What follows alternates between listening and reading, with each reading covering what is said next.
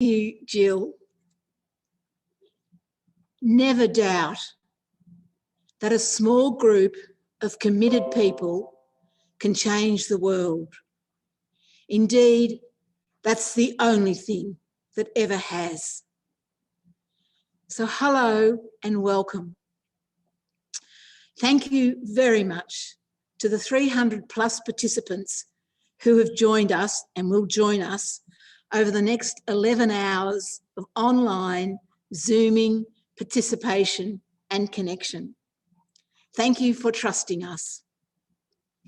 To the organising team, Alana Johnson, Cynthia Marnie, Jill Briggs, Ruth McGowan, Sarah Thompson, Sue Gold, Tammy Atkins, Tina Jackson, Virginia Eccles, and Max Hewitt, who's managing the IT. An amazing collaboration of volunteers who have worked together for 4 months to make this weekend possible. Our purpose in bringing the weekend together is to inspire, is to support, is to encourage, and to enable with skills and networks of community-minded independent representatives so that they and we can get elected. We have one goal in mind: more community-minded elected representatives at all levels of government. And as the program over the next few days is a focus tonight on who's here, who's in the gathering. So we're going to have a networking session, and we've got a chance to actually talk to other people who have come on board tonight, or some of them, about where they live, why they've joined up, and what they want out of the weekend. So we're going to focus on us tonight. And then tomorrow, Saturday, we're going to unpack the meaning of community-minded and explore the skill sets of building a community team, of running a campaign, and being the candidate. And we want to take the opportunity on Saturday night, when if we were gathering in real time, we'd have a convention dinner, to say to all of you, if you haven't already done it, get on the phone. Have a chat with your neighbours, maybe your family, with your friends. Come across to my place for a barbecue, for a house party, and share the stories of what we've been heard during the day. And ask the question, what would it take? And then think, imagine if we had more community-minded independents at all levels of government. And on Sunday, we've got the day beginning with stories of success. And then we've got time for action conversations. Again, asking, what would it take and what can I do? And then we'll finish at 1 o'clock with our task done and send us all forth to do the work. And I'd like to share with you some of what I know and what I've learned. I absolutely know that the time is now, this year, and that there's an urgency about taking action. There's an urgency about our climate. There's an urgency about our integrity. There's an urgency about our relationships with our First Peoples. There's an urgency about what form of republic we want to become. How do we want to be as a nation? And then there's all the millions of other issues that daily come across your path. And I say, if not now, then when?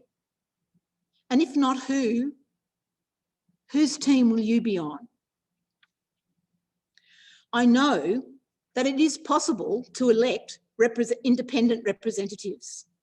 I know this, and we know this. Indi's done it, Wentworth's done it, or Warringah tell us stories of success.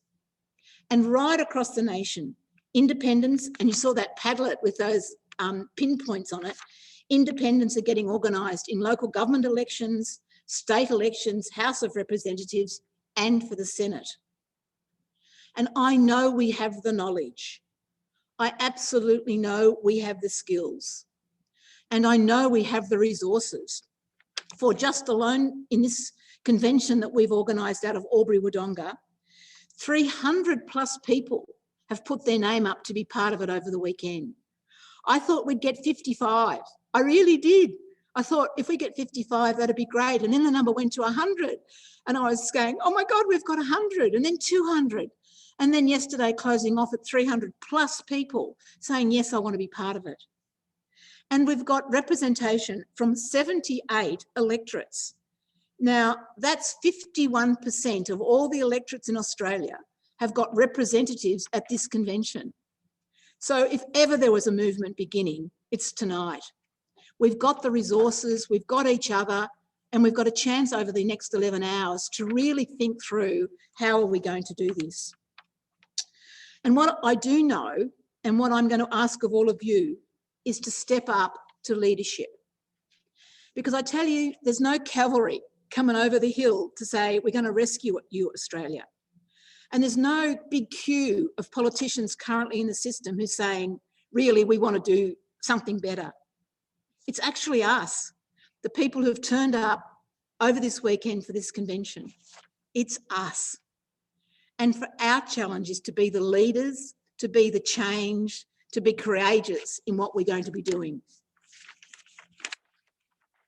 And I want to talk a little bit about in Indi, because that's where I got my sense that this was possible in my own local community, you know, where I was born here, I grew up here, I went to school here. But in Indi in 2013, again in 2016, and again in 2019, we as a community, and community leaders, community activists, young people, everybody in our community, or not, in fact, not everybody, let me say 32% of the population in the first instance, we agreed on a vision. We agreed on a vision where we were going to go. So that's a bit like Jill's train. What was the destination? Then we negotiated agreements on values and behaviours. And we did that really early on because we knew that there would be diversities of opinion. Even though we had the vision, we'd argue about the how of getting there. And we had to have a way of working when almost any how was going to be okay within the umbrella of the vision. So we argued about values and behaviours, we really did at the beginning. And once we'd got agreement on that, they held us, but they held me in good stead. Because when I became a member of Parliament, both first and two elections, and I know Helen Haynes now, those values and behaviours guided my way of being. And in shorthand, we said it's about being our best selves. So over this next couple of days, we're going to be talking about being our best selves and what does it mean.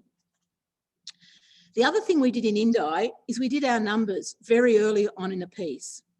And we worked out that we needed 1 in 4 people to change their votes. And that was about 25,000 people out of the electorate of 100,000 people. So 1 in 4 people had to change their vote. And we had to win the preferences of the disaffected National Party, Greens, Labor, and other independents. So it was a 2-pronged attack. We had to get enough first preferences. That was the number 1 vote. And then we had to make sure that we got the preference flow. And it worked. 1 in 4 people voted for me. It was an amazing experience. In fact, more than that voted for me. And then the preference flow came through so strongly. And having that knowledge of what the task was fundamentally important. It wasn't a complicated task, 1 in 4 votes and preferences. So making the task really clear to all our supporters really made a difference. And then we had our strategy. Our strategy was based on using our networks, our families, our communities, our neighbours, our colleagues.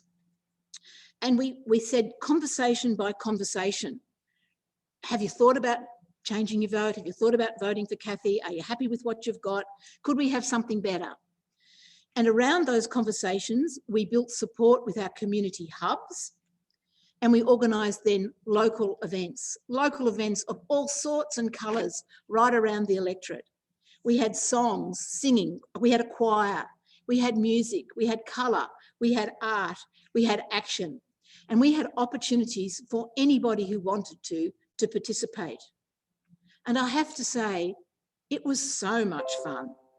That's so much fun that even on the election night, when we gathered in Wangaratta, about 400 of us, all in our orange to celebrate the counting, we knew we had won, even though we didn't have the final result. We had won because we had been the change we wanted to see. We had won because we'd engaged our community in participatory democracy. We had won because we'd met new people, we'd formed a new tribe. We found people who shared our vision. And we had won because we'd made the seat competitive, and it was never, ever going to go back to be a safe seat. So that's what I know. And I know Warringa's the same, and I know Wentworth's the same. And we've got an opportunity to build that sense of joy and participation and commitment right across this nation. And if we can do that, the outcome will be there for all of us. But, and here's a word of warning, I also know that in terms of winning seats, of winning the right to represent your community, there's often a kickback. There's rarely a vacuum. There's rarely a space where someone says, come on in, come on in. Here's a seat for the taking. And those with power very rarely hand it over willingly. The right to represent your community has to be won. It has to be wrestled. It has to be competed for. And then it has to be held on tightly. Because those with the power can be very, shall I say, disappointed when they lose.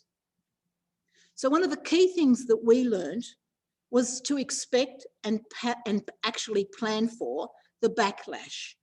We knew it was coming. And when it came, we said, here it comes. We've got plan A, B, and C. Let's go. But we also knew it was never personal. It was never personal, and we didn't take it personally. We just knew that the backlash, there wasn't a vacuum. We were creating a space for ourselves. That's the physics of change. And so if I could give you any warning about the task that we're going to undertake in the next 2 days, it's to plan for the backlash. And how can you be your best self when that happens? For me, I had to resist the temptation to be naive. I had to learn about winning. I had to learn about being out front, outspoken, opinionated, what we in country Victoria called being a tall poppy. And we as a group, we knew we needed to be better, we needed to be more clever, we needed to be more strategic, and we needed to be very respectful of our opponents. But luckily, that wasn't such a challenge because we had our behaviours and our values, and we workshopped them and we knew what it meant. But I have to say, it was always a challenge for me, and still is, to practice the art of being the change I want to see, of resisting the temptation to be sarcastic, to make the nasty comment, to personalise the competition. That being my best self continues to be a challenge and one worth having and sharing with my friends and colleagues. Because I know that we're going to be competing with some of the nation's most skilled campaigners. They've been at it for a long time. They know every single trick in the book, and they won't hesitate to use us. But luckily for us, we also know the skill set. We know we've watched the parties, we know what they do, and it won't be a surprise to any of you when things happen that way. And so in bringing my comments to a close, I want to just stress how important it is that you're part of a team. And when I talked a little bit before about the tall poppy syndrome, one of the things that happens in the country is if you're the tall poppy and the harvester comes along and cuts your head off, that can be serious if you're the only plant in the paddock. But if there's a whole lot of sunflowers there, you're knocked off, 2 or 3 others will come up behind you. So having a team of people that can step into different jobs, who've got a shared vision, shared values and shared goals, protects you, but it also makes the task much easier. And so tonight, that's why we decided to focus on who was who and spend quite a bit of time now on networking. because we know that over the next two and a bit days, we're going to form a team. And not only the team will help us keep on track, and not only the team that will share information and resources, not only the team that will be with you, hopefully, over the next 5 and 10 years of this journey, but a team that together will actually make this convention work. So I'm really encouraging you to participate. I'm encouraging you to ask the difficult questions, to use the Facebook page, to use the Padlet, to use the chat function. And together as a team that's going to be in touch, I hope, for a very long time as we go about getting independence, a community-minded independence elected, we can grow stronger and stronger. So my final words in closing this session, I hope over the next period of time tonight, before we finish, that you can begin to feel the power of us here tonight. And have I said it? The power of 300 people plus who have paid money and made the time to do this together. I have never been part of anything like this before. And the power of 78 electorates right across the country saying, yep, we're up for it. We're going to do that. So that's who our team is tonight. And it's also the power of an idea whose time has come. The idea that the country is better, our governance is better, when community-minded independents actually represent their community. They don't represent somebody else, that there's a direct link between the people who vote and their elected representatives. So that's the idea that we're putting across tonight. And so it gives me enormous pleasure, before I hand over to Jill, to just describe the circumstances that we're doing this tonight, because you'll enjoy it, I think. So initially, we hired La Trobe University, their conference room, which has got room for hundreds and hundreds of people. And because of COVID, we couldn't use it to invite all you to come. So we've set up our little team here.